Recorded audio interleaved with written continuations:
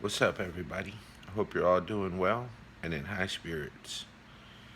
Today, I want to give you an analogy and three stories that, in that analogy, would serve as food. First, I often hear people use BLM as red meat to stir up other people. Sometimes I hear that, look, when the black folks got it together with BLM, look at everything they accomplished. Let me tell you about BLM. BLM came after Harriet Tubman and the Underground Railroad. BLM came after Frederick Douglass. BLM came after Rosa Parks. BLM came after Malcolm X, Martin Luther King. All those folks fought and sacrificed so that when the time was right, BLM could exist and accomplish what they did. Now, other red meat I hear is that Mexicans, Raza, brown folks are the most divided. Other people have it together, and that's why we're always behind. The truth is, the other groups don't have it together any better than us. There is division across every ethnicity. If you believe in the Bible, at one point there was only one family, and one brother, Cain, killed the other out of jealousy. That's not saying you shouldn't try to unite and shouldn't try to get along with folks, live by their happiness. That's what I try to do. But at the same time, the reality is that everyone is not the same, even within the labels they choose to identify with. Chicano. I've heard people say, I'm a Chicano because I lived the Chicano experience. I was in a gang. I grew up like this, marginalized. And that's true that it was the experience of a lot of Chicanos. And sometimes the same people who say that also say that there's no representation for them in government. That's why we need to organize so that we have people that look like us in the government. Well, what I also don't hear often is that a lot of people who marched with Cesar Chavez didn't go back to picking fruit and vegetables. They didn't go back to being farm workers. They learned to advocate and became advocates. And as a result, some of their kids, and even some of those that were kids marching with Cesar Chavez, went on to become city council members, board of supervisors, mayors, city commissioners, heads of state agencies, the attorney general. It's They became the Chicano political class. Their experiences as Chicanos as anyone else's, but when folks say I'm Chicano, I don't usually hear them identifying with that part. So, me having been born in Mexico, um, it it wouldn't apply to me. But even if it did, what does that tell you? That I'm part of the political class or that I'm part of the marginalized folks that experience something different? Because they all fall under that banner if their parents were Mexican and they were born here, right? And so the third thing that I often hear is that, everyone else got it together but us. And that's why we're behind. The truth is, again, that they all fight. I know Chinese folks. One time I told this Chinese lady I know, she cuts my hair. I go, "Now ma pan yao chin fa," and and then we start talking, and that's like, "Hi, my friend, can I get a haircut?" And then she has these freckles, and I'm like, "Hey, those freckles look new. That I kind of like them." And she says, "Nah, these are ugly." And I'm like, "Are you fishing for compliments? Because they're pretty cute." And she says, "No, in my country, this is a sign that you have darker skin underneath your fair skin, and it wants to come out, and darker skin is not valued." So this could be the same people in the same city, in the same neighborhood in China, and one will think they're better than the other because they're lighter and fairer. So everyone doesn't have it together besides us. BLM didn't organize in the last 2 years and accomplish all these things for black folks without a history, centuries long, of black folks fighting for their rights. It didn't happen overnight. And I have advocate friends who are black, who identify as FBA. When I spoke up for my community, they reached out and said, hey, do you want us to write anything in support of you? Do you want us to submit those comments so the government doesn't put a target on your back? It's like, I got it, but I appreciate that you guys always support me like that. These same folks are not fans of BLM. They are not fans of Obama. And these folks in particular aren't trying to be the voice of black people. They're trying to educate black people what's going on in their communities so that they become the voice for themselves. And collectively, they can move things. There's no leader. They're all just pushing it together. And that's bringing people together. That's unifying them. For me, I've always shunned labels. And because of that, I don't feel like I can't go places. One of the letters I've written to the Attorney General asking for a moratorium on some land use decisions that I believe disfavor black and brown communities specifically, communities of color.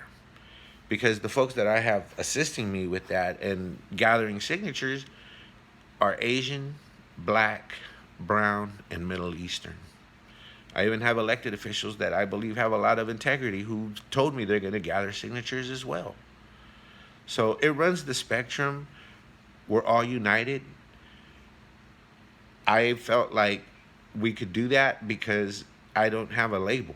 These are just people that live around me whose happiness I want to live by. I don't want to live next to their misery and their suffering. I want them to be happy as I'm happy. If I take a label, for me, it would be human. Because then the experience of every other culture and country becomes mine as a human. And when you look at it, the human journey and experience is pretty much the same across the globe. People go through the same things. To be told that you're different from other ethnicities is actually true in some ways because of experiences that people go through, and in other ways, if you believe in the Bible, it's contrary to that. The Bible did have tribes, but later everybody was God's kids. Everybody. And so, there's that too. And so these truths that I'm telling you will serve as the platform for the story I'm going to give you now. So there was a flock of sheep that had a little tiger amongst them. And that little tiger lived with them. He ate grass like them, and he herded with them. One day, this big, strong tiger comes out of the jungle and is about to snatch up one of the sheep when he sees the little tiger. So he goes over to him and he says, "Hey, little tiger, what you doing with these sheep?" And he says, "Bah!" And he's like, "Whoa, the hell was that?" So he grabs him and he takes him over to the watering hole. And he roars, "Roar!" And the little tiger looks terrified. And then the tiger grabs him and he holds him over the water, and he says, "Look at your reflection. You're a tiger. You're not a sheep." And then he puts him back. He goes, "What do you think about that?" And he goes, "Bah." So the big tiger gets kind of mad, and he goes over there and he slays the sheep and he brings it back, and he grabs a chunk of meat and he puts it in the little tiger's mouth. And he kind of chokes on it and gags on it a little bit like people do on the truth. But some goes down, and he gets those nutrients that tigers need.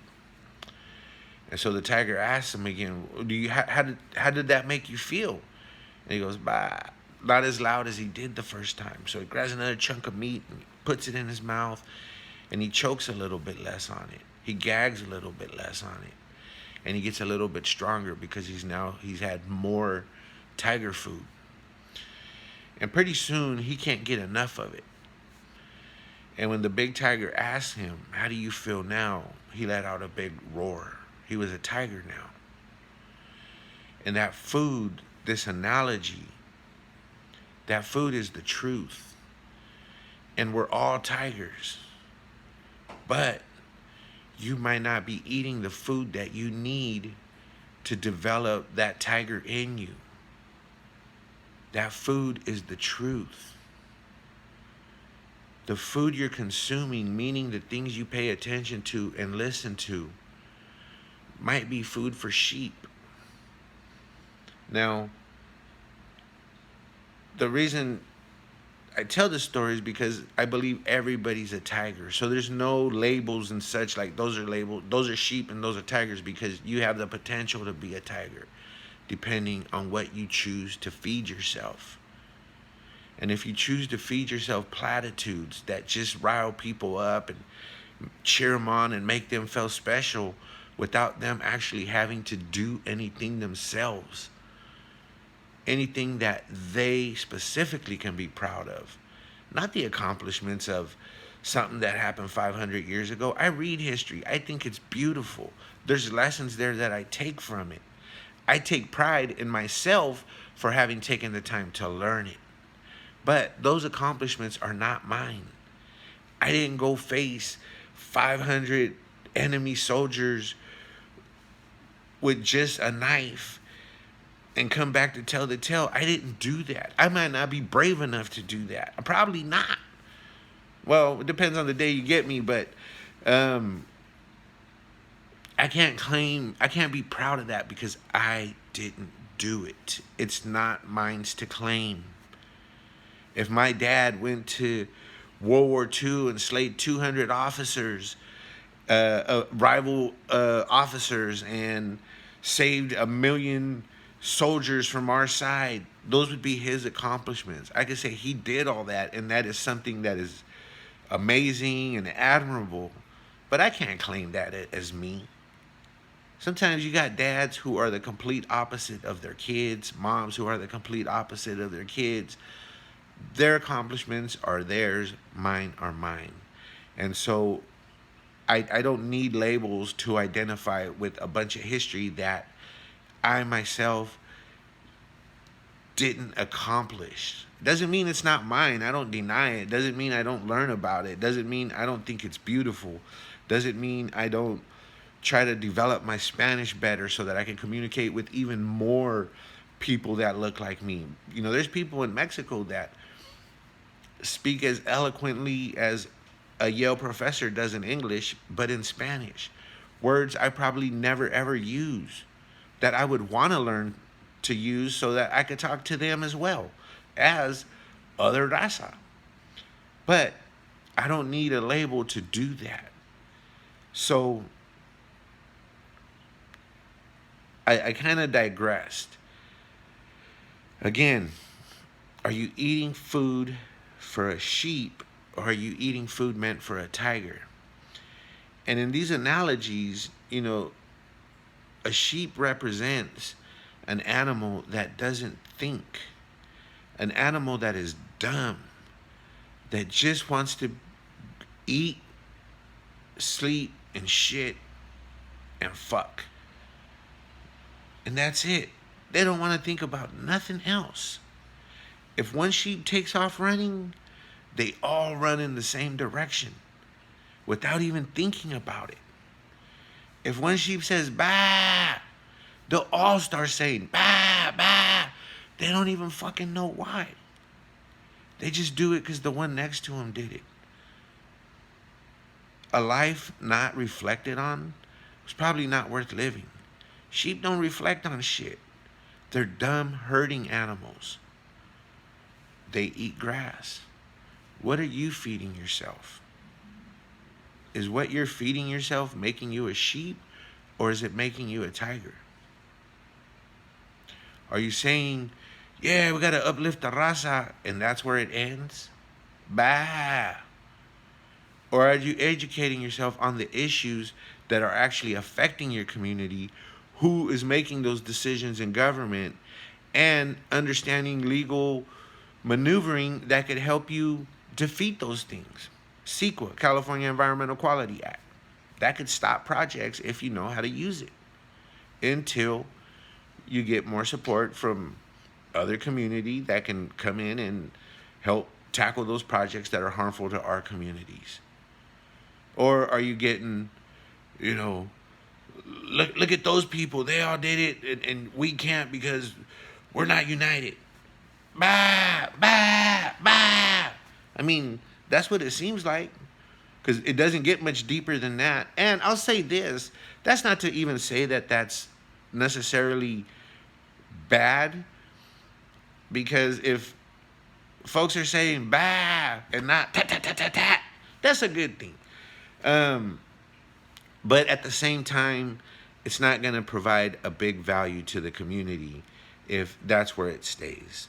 And so the purpose of the story was to inspire you to be a tiger, to eat the truth, to seek the truth about the issues, not to conform yourself with high level platitudes that don't really educate you, that don't really inform you about anything that will allow you to become a strong advocate for yourself that can then teach those around them about their issues so that they can go be advocates for themselves. Um, the As mentioned, the people that marched with Cesar Chavez, a lot of them stayed advocates. Um, a lot of them got into positions of power. Arguably, many of them are part of California's governmental leadership. At the same time, that first march was a long time ago.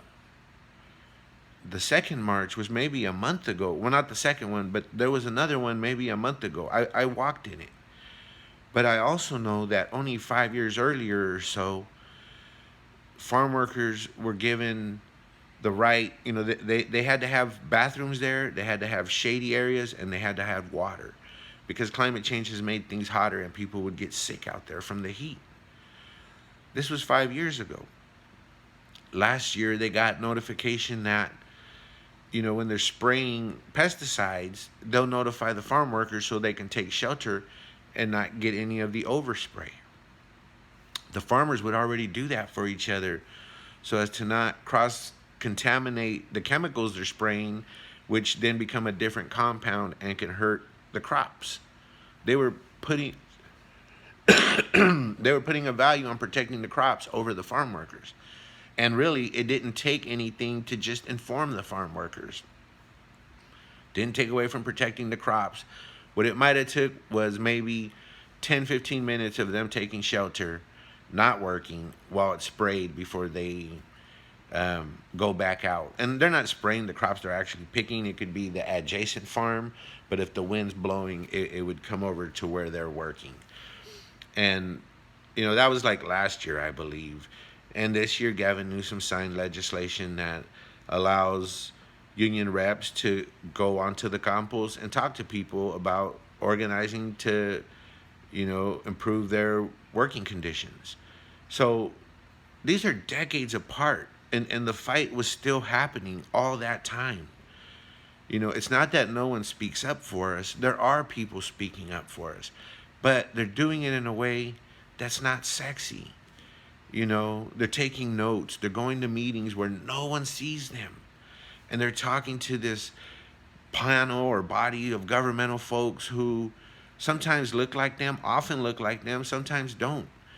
And don't respect them and talk down to them and make them feel like they don't matter and they shouldn't be there. And then the next month they come back and they do it again.